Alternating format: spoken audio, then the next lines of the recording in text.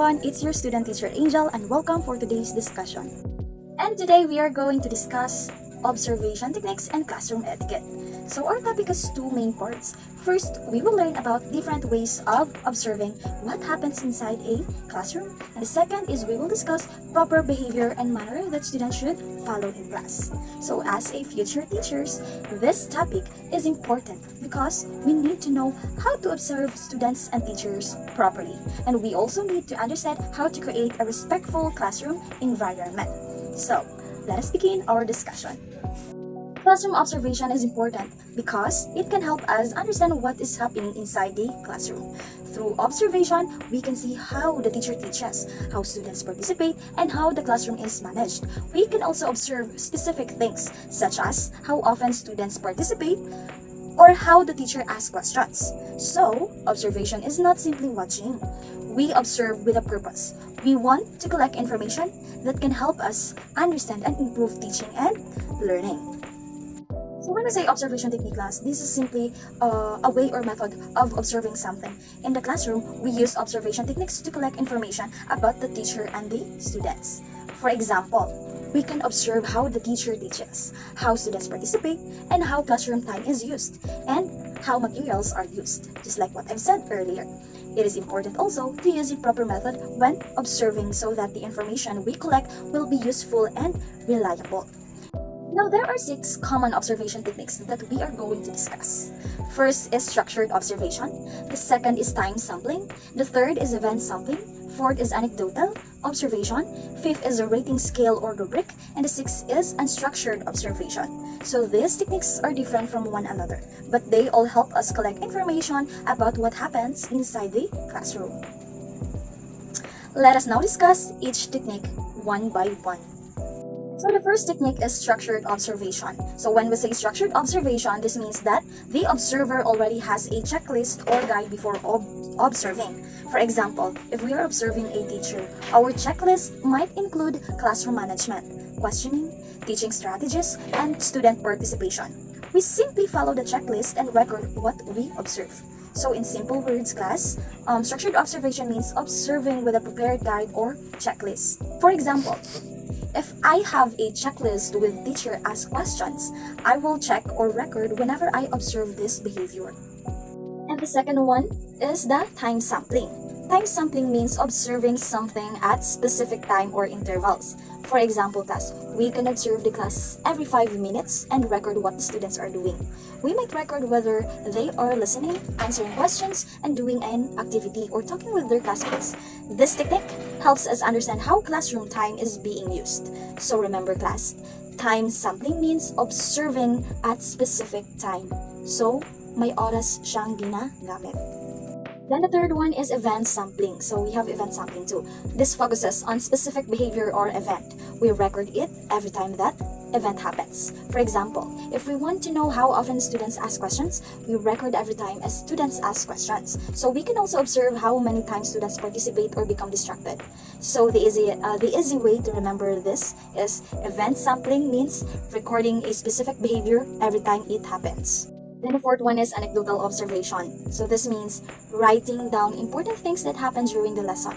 The observer writes what they actually saw or heard. For example, we might write, during the group activity, what students help her classmates understand the instructions. We record important events and behaviors in detail. So the important thing is that our notes should be objective, meaning we should write what actually happened instead of adding our personal opinions. So simply remember, class, anecdotal observation means writing notes about important events that we observe in the classroom. And the fifth one is the rating scale or rubric. This technique uses a set of standards or criteria to evaluate something class. So for example, we can use a rubric to evaluate how well a teacher manages the classroom, explains the lessons, asks questions, or encourages the students to participate. So the observer gives a rating based on the criteria, of course. So for example, the performance may be described as excellence, good, satisfactory, and needs improvement depending on the rubric being used.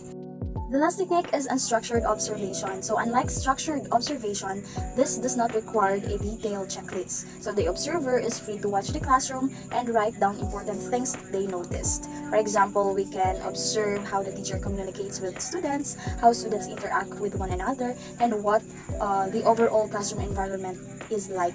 So this gives us a broader view of classroom. So remember, unstructured observation means observing freely without following a detailed checklist. Now let us move on to our second part of our topic, which is the classroom etiquette. So when we say classroom etiquette class, this means that the proper behavior and manners that we should show inside the classroom. So following classroom etiquette is very important. Why? Because it helps us create a peaceful and respectful learning environment. So as a student teachers, or a student, we should respect our teachers, our classmates, and the classroom itself. So now class, there are 10 classroom etiquette guidelines that we will discuss. The first rule is to arrive at class on time. So being on time shows that we respect our teacher and our classmates, of course. If we always arrive late, we may interrupt the lesson and distract other students. So if we really need to come late, we should enter quietly and avoid disturbing the class. So being on time shows discipline and respect. Then the second rule is to turn off our cell phones during class. So phones can easily distract us. We might receive messages, notifications, or calls while the teacher is discussing, diba? So when we use our phones unnecessarily, we may miss important information, right? So if the teacher allows us to use our phones for an activity, then we can use them for that reason. But when phones are not needed, it is better to put them away and focus on the lesson. The third rule is do not bring food or drinks in the classroom unless the teachers allows it. No, so eating during class can distract us and our classmates. Food can also make the classroom dirty or create unnecessary noise. So it is better to eat before and after class depending on the school rules. So the important thing is to follow rules of our teachers and keep our classroom clean. Okay? The fourth one is to participate in class discussions when appropriate. We should answer questions, of course, share our ideas, and participate in activities when our teacher gives us the opportunity. However, we should not interrupt someone who is speaking. No, so we should listen to others and wait for our turn, and also give chance to others. No, so good participation means speaking when appropriate and also listening when others are speaking. The fifth rule is to avoid side conversations. Side conversations happens when we talk to our friends about things that are not related to the lesson while the teacher is discussing. So this can distract us, our classmates, and even the teacher. If we want to talk about something unrelated, it is better to do it before or after the class. So during the lesson, we should stay focused and listen. Understood? Then the sixth rule is to address our professor properly. So we should use the appropriate title such as professor or doctor depending on their title and preference. So this shows respect for our teachers. We should not use informal name unless the professor allows us to do so. So respect communication is important. Why? Because as future teachers, we also want our future students to communicate with us respectfully, right? And then the seventh rule is to be attentive in the class. Of course, being in the classroom is not enough. We also need to listen and pay attention. We should avoid sleeping, using our phones unnecessarily, or doing things that are not related to the lesson. When we pay attention, we have a better chance of understanding and remembering the lesson. Diba? So being attentive also shows that we respect our professor or our teacher and the effort they put into teaching us.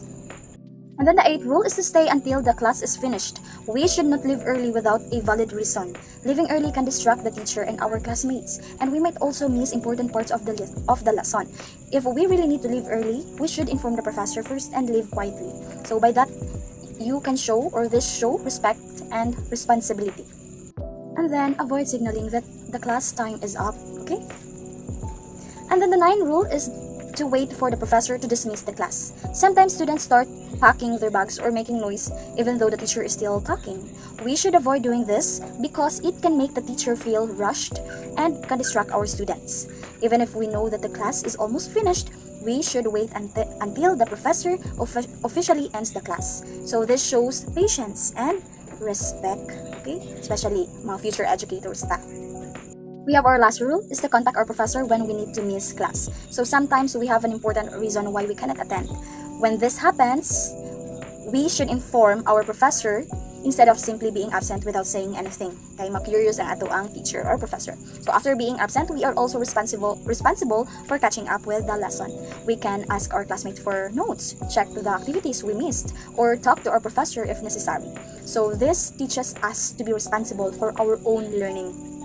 That's the end of our presentation today. We learned about 6 observation techniques: structured observations, the time sampling, event sampling, anecdotal observation, rating scale and rubric, and unstructured observation. We also learned about 10 important classroom etiquette guidelines that help us show respect, discipline, and responsibility inside the classroom. So as a future teachers, these things are important because we will not only be students who observe classrooms. In the future, we will also become teachers who create and manage our own classrooms.